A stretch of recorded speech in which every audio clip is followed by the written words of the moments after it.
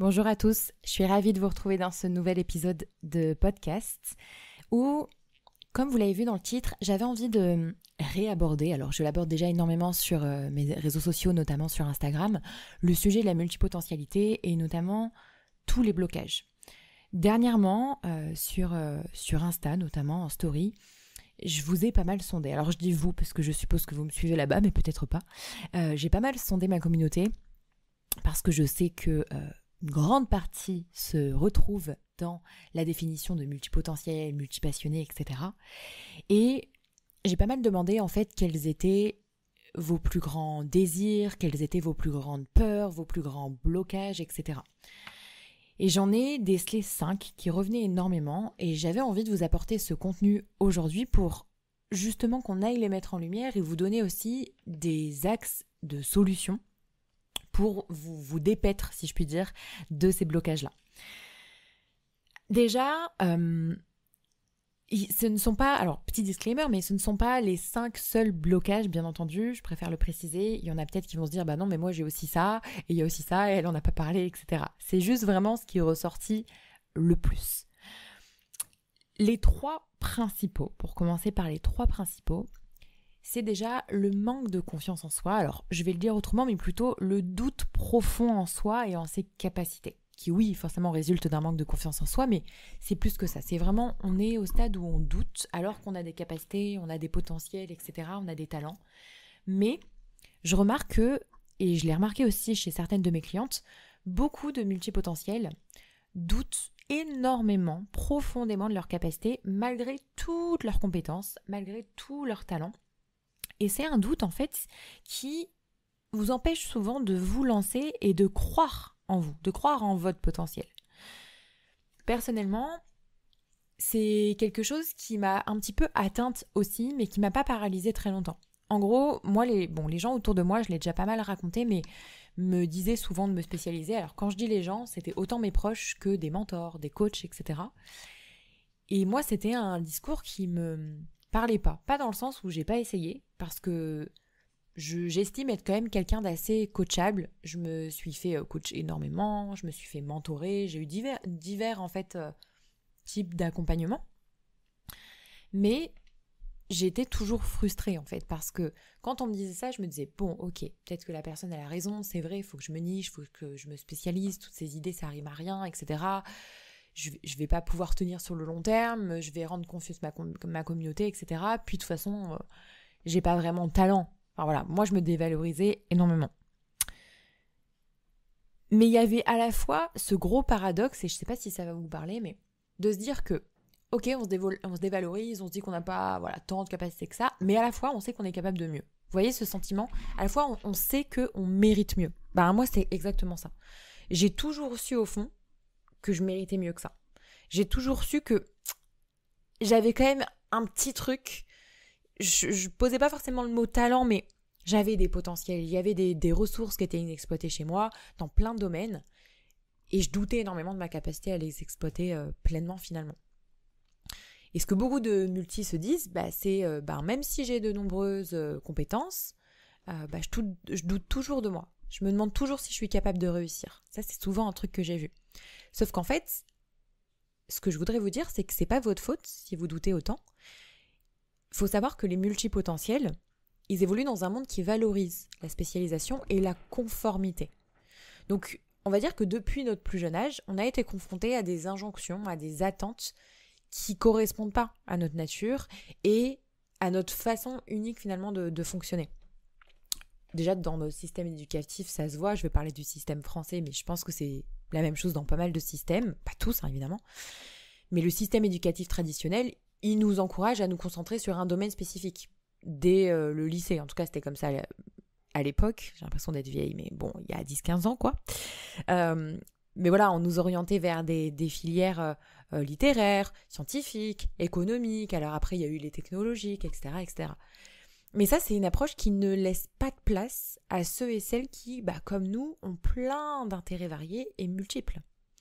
Il y a aussi ce manque de reconnaissance parce que les talents et les compétences de ce type de profil-là, des multipotentiels, multipassionnés, sont pas toujours reconnus ni valorisés. Dans un système qui, en plus, privilégie les notes, la performance dans des matières assez spécifiques. Je vous prends l'exemple, si à l'époque vous aviez, je sais pas moi, 18 en musique, c'était pas terrible. On préférait que vous ayez 18 en maths ou 18 en français. Vous voyez, il y a vraiment cette quête de la performance dans certaines matières spécifiques.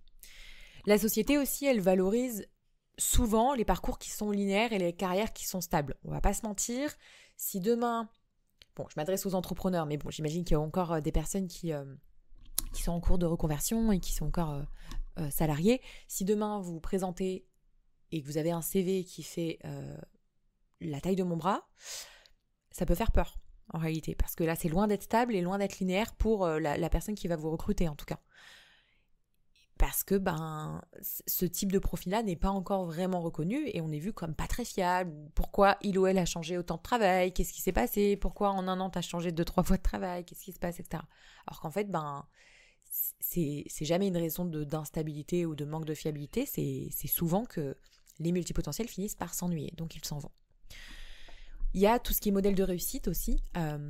Parce que souvent, alors les modèles de réussite qu'on a eus, c'est des personnes qui se sont spécialisées, qui ont excellé dans un domaine unique. Donc, nous, en tant que multi, on peut se sentir un peu inadéquate face à ce type de modèle-là. Moi, à l'école, je me souviens que on me disait que j'avais du potentiel, etc. dans une seule discipline. Et du coup, on me fermait la porte au reste. Et moi, je dis moi, mais je sais que ça va parler à d'autres parmi vous, parce qu'en fait, c'est souvent ce que les profs, le système fait. Moi, on me disait, Solène, elle a du potentiel en français, elle a du potentiel dans les langues, voilà, donc il faut qu'elle parte en littéraire. Bon, je suis pas du tout partie en littéraire, au final.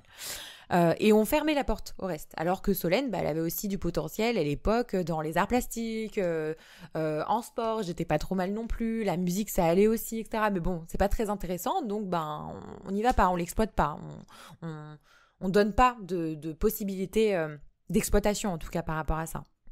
Alors à l'époque, maintenant, aujourd'hui je sais pas, mais je ne crois pas que ce soit bien mieux, mais à l'époque en tout cas pas du tout. Et en fait, ce qu'on répondait à l'époque, c'est oui, parce qu'en fait, il faut choisir, il faut spécialiser, et si tu te spécialises pas, tu sors du système, et tu te rends compte quand même ce que ça veut dire, on te sort du système. En fait, c'est ça. Si tu te spécialises pas, on te sort du système. Et c'est un peu ce que je me suis auto-fait, on va dire ça comme ça. Après mon BTS, déjà, je me suis spécialisée jusqu'au BTS, je trouve ça beaucoup. Et après le BTS, en fait, j'avais plusieurs idées de cursus en tête. Et pour poursuivre en licence. Et il y avait des licences... alors moi, j'ai suivi un cursus plutôt marketing et management. Et donc, moi, je voulais poursuivre soit en commerce international, soit en management, mais spécifique dans un type d'unité commerciale. Le marketing m'intéressait énormément aussi. Il y avait pas mal de choses, en fait, qui trouvaient un fil rouge, finalement. Mais il fallait quand même se spécialiser. Et du coup, je ne suis jamais allée. Moi, j'ai vraiment eu un souci avec ça. Ça m'a vraiment bloqué de me dire, en fait, moi, il y a plein de trucs qui m'intéressent. J'ai peur de m'ennuyer. Si je fais juste dans un truc, j'ai peur de me rendre compte au milieu de l'année qu'en fait, j'ai envie d'exploiter autre chose. Ensuite, le deuxième blocage, donc là, c'était pour clôturer un petit peu sur tout ce doute de capacité, etc. et pour vous rassurer aussi sur le contexte dans lequel on vit. Mais avant de passer au deuxième blocage, j'y crois fort. J'espère que ce n'est pas une illusion, mais j'y crois fort que je pense que le monde est en train de changer. Vraiment. Je pense que toutes ces vieilles croyances, elles vont être élaguées à un moment donné. Et que on le voit déjà dans certains modèles de start-up, etc. Bon, c'est de la start-up, donc c'est encore autre chose, mais on a moins de difficultés à engager des profils qui sont multipotentiels, des profils qu'on pourra mettre un petit peu partout. Voilà. Dans les anciennes structures, organisations, sociétés, c'est un peu plus compliqué, mais je pense vraiment que ça tend à changer. Donc le deuxième blocage que j'ai identifié, c'est la difficulté à trouver un fil rouge, un fil conducteur, un fil qui est cohérent en fait. En fait, trouver un fil rouge, c'est vraiment créer une cohérence pour soi-même et pour les autres. Et ça, pour les multis, ça peut être un gros défi. Parce qu'il suffit qu'on aime des choses qui sont hyper différentes, des sujets hyper disparates, et là, ça rend confus tout le monde. Donc, le truc, c'est que sans cette cohérence, ça va être super difficile de se sentir aligné, donner un sens à ces projets. Et là, je vais parler que des réseaux sociaux et des entrepreneurs multi, mais c'est compliqué. Si vous aimez, je dis n'importe quoi, moi, la boxe, le jardinage et la poterie, bah c'est compliqué de trouver un fil rouge qui va être cohérent sur les réseaux sociaux. Donc moi, ça c'est une question qu'on me pose souvent, c'est est-ce que je dois créer plusieurs comptes sur les réseaux sociaux ou est-ce que j'en crée un et je rattache tout à moi, mais je prends aussi le risque de perdre tout le monde. Moi, je vous dirais que ça dépend et je peux pas la faire du cas par cas, mais regardez votre situation et regardez. Trouver son fil rouge, ça va pas se trouver tout de suite, mais c'est pas quelque chose d'extrêmement long à partir du moment où on sait par où commencer. Exemple, moi, mon fil rouge, typiquement, c'est la révélation et la libération des potentiels chez les individus multipotentiels. Particulièrement les femmes, mais je sais qu'il y a aussi des hommes qui m'écoutent, etc. Et je les évince pas pour autant. Mais voilà, moi, mon idée, ma mission, ça rejoint aussi beaucoup, en fait, ma mission et mon message clé. C'est vraiment d'aider ces profils-là et de les libérer, de les révéler. Et pour ça, je le fais à travers différents outils. Je le fais à travers du mentoring, je le fais à travers du coaching. Mentoring, coaching, c'est différent, c'est pas les mêmes approches. Je le fais à travers différents outils de connaissance de soi, le human design, l'astrologie. Moi, je suis une passionnée de psychologie de la personnalité aussi, donc je vais toujours proposer des choses autour de ça, etc. Voilà. Et ça, c'est quelque part mon fil rouge, ce qui fait que je peux m'autoriser à parler un peu d'astro sans pour autant partir sur un truc complètement astro qui va toucher que les gens astro. Je vous prends un exemple. Dans mes offres, notamment dans l'Académie des multipotentiels, je leur ai donné tout un module d'astro, pas pour apprendre à être astrologue, mais pour apprendre à faire leur thème d'entreprise. Et ensuite, quand on était en live, on le prenait et je faisais quasiment du cas par cas parce qu'on n'était pas énormément et je donnais un petit peu les placements de chacun. Ok, t'as ta Mercure ici dans ton thème d'entreprise. Mercure, voilà, ça va te dire un petit peu ton ton de communication, comment tu vas t'exprimer dans ton entreprise, avec quel ton en fait. Ok, t'as Mars ici. Ok, Mars, ça va être plutôt ta façon de passer à l'action dans l'entreprise, ça va être quoi tes points d'action, etc. Voilà.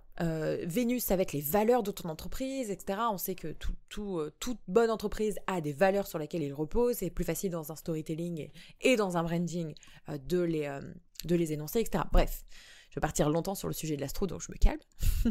Mais trouver un fil rouge, c'est essentiel. C'est vraiment essentiel. Avoir un fil rouge, ça vous permet de structurer vos idées, ça vous permet de les aligner avec une vision qui est cohérente. Ça vous aide en fait à comprendre comment toutes vos passions, elles peuvent se compléter et elles peuvent se renforcer aussi mutuellement. Vous voyez, au lieu de voir vos passions en fait comme des entités séparées, un fil rouge va les unir, va les transformer en un ensemble plus harmonieux et va rendre chaque projet plus significatif aussi.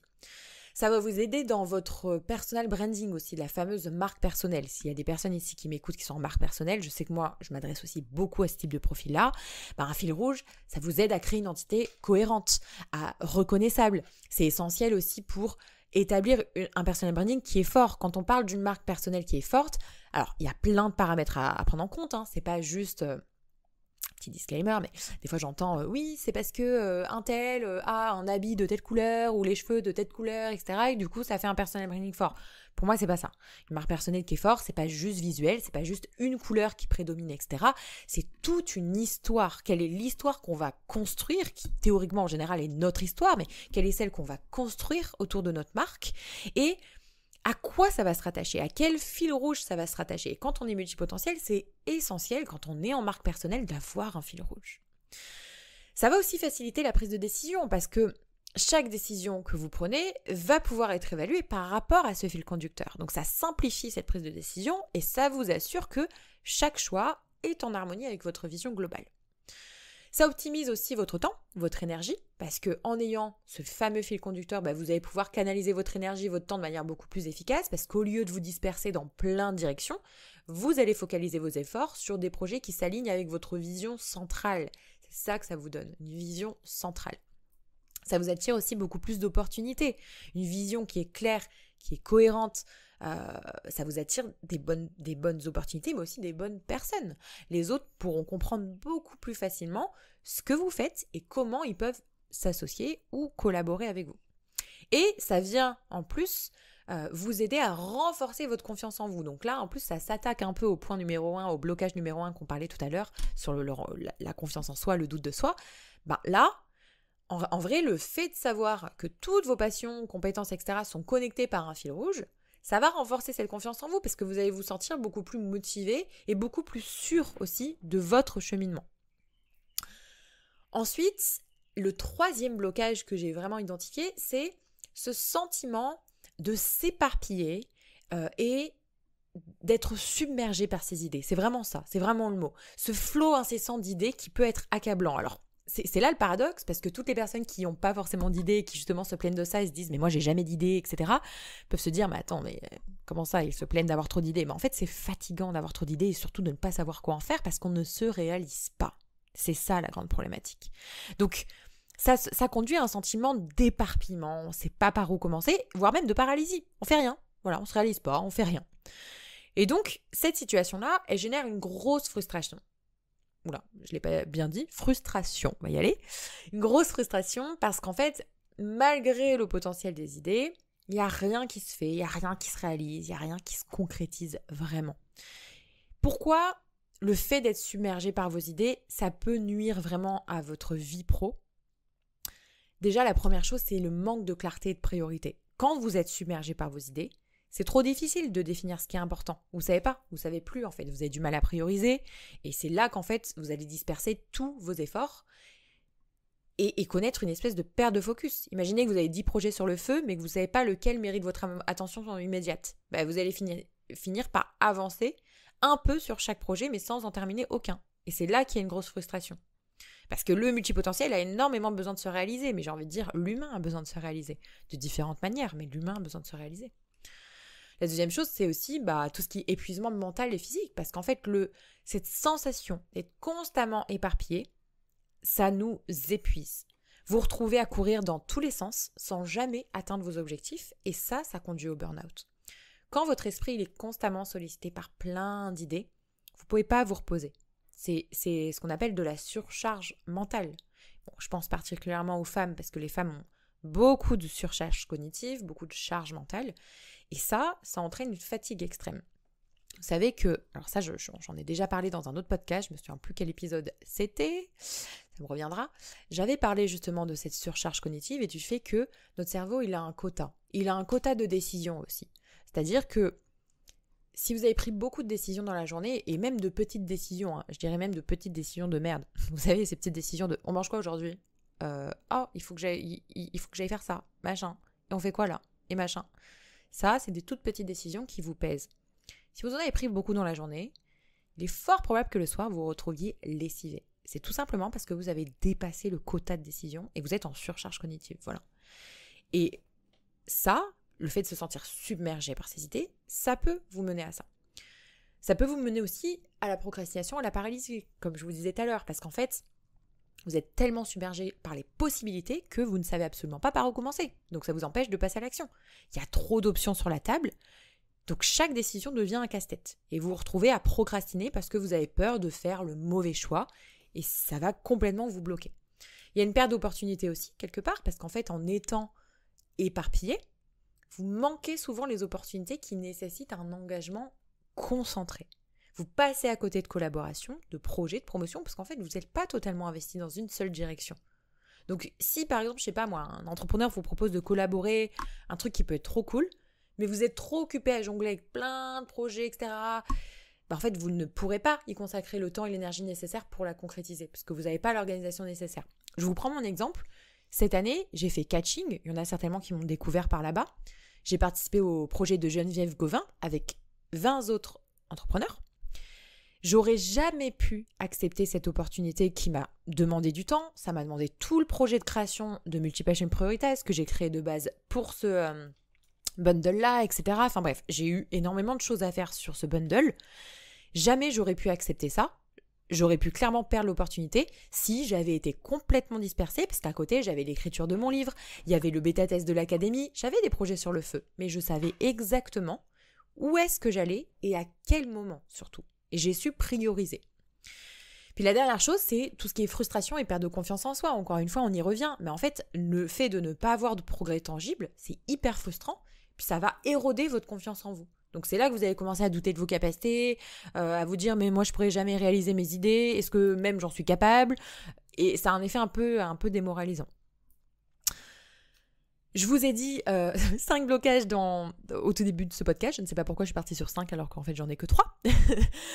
En tout cas, j'espère que ça aura pu vous aider, vous éclairer un petit peu. Je ne sais pas si vous êtes reconnu un petit peu ou si vous sentez que vous naviguez un peu à travers ces blocages. Je serais ravie de le savoir. N'hésitez pas à me le dire sur Instagram. Ça me ferait plaisir de savoir que vous avez écouté le podcast, que vous êtes reconnu, etc. Je vais essayer d'être un peu plus assidue ces prochaines semaines et de vous publier un podcast par lundi. Voilà. Souvent, paradoxalement, moi l'été, c'est là où je suis la plus productive. Voilà, je vais faire un petit up à l'astro. Mais quand je suis dans ma saison d'été de Lyon, bon là on est en saison du Cancer, voilà. Mais souvent, moi l'été, je chôme pas, c'est pas là où je prends mes vacances.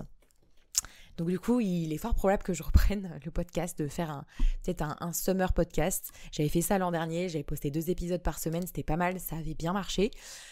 Je ne sais pas, je balance ça au hasard, je m'engage pas trop parce qu'à chaque fois, je sais que c'est difficile sinon de vraiment m'y tenir et je culpabilise, mais il y a peut-être moyen, en tout cas pour les 2-3 prochaines semaines, je vais revenir parce que j'ai pas mal de sujets, vous m'avez donné plein de sujets, je vous ai tellement sondé que je me suis dit je vais vous créer des choses qui vont vous être utiles. En tout cas, si vous n'avez pas encore noté ce podcast, ça me ferait plaisir de recevoir un 5 étoiles si vous avez aimé, bien sûr, dépendamment de la plateforme sur laquelle vous m'écoutez. C'est toujours hyper gratifiant pour moi et surtout ça m'aide à faire connaître le podcast, ça m'aide à faire remonter le podcast. À chaque fois que je sors un épisode, je vois qu'il remonte, etc. Et c'est assez dingue ce qui se passe. Je sais qu'avec les notes, ça aide aussi énormément. Donc voilà, en tout cas, merci à ceux qui prendront le temps, c'est chouette. Et puis, écoutez, j'ai envie de vous dire à la semaine prochaine, où on va continuer de parler de multipotentialité et de sujets qui peuvent justement vous impacter et vous aider surtout. Bye bye.